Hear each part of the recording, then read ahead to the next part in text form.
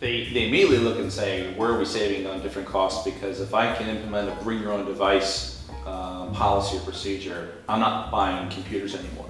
You know, it's part of it is kind of the trap that we've had in the last 15 years because we've had other initiatives that have helped us fund for those devices. It certainly can help you on cost because one, you're not buying that device. I think the benefit really comes in that you're helping to empower the kid that don't check your tech at the door.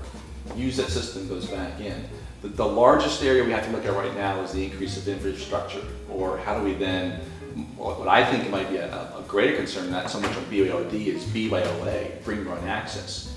If I'm a student right now with a newer device, I don't need your district's internet. I don't need the network. I have everything that's pretty much in my little phone at that level. But the establishment of where we're bringing in BYOD and utilizing part of the district's network that we built back on, I think is able to then help us the cost because it's directing back into the areas of student achievement. But Sean, BYOD sounds like a good idea. It's a good concept for everyone to have their own device, to have their own computer. But in districts like Donna's, Donna, what did you say percentage AFDC?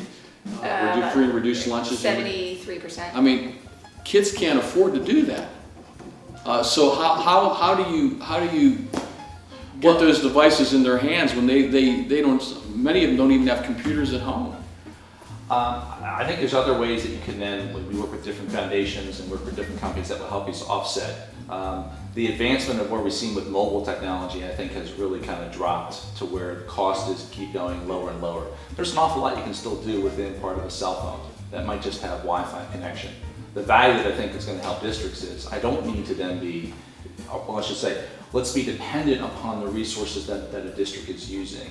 And if a student has his or her own device, let them use that. I think we can still, kind of to what the survey showed, you're still leveraging what your costs were back on, say, your Classrooms for the Future laptops or other devices. It's going to be more about what am I doing regardless of what the device is, what's the endpoint that I'm getting that focuses on the learning. It really is going to be a transformational area, I think, in the next probably 1 to 3 years.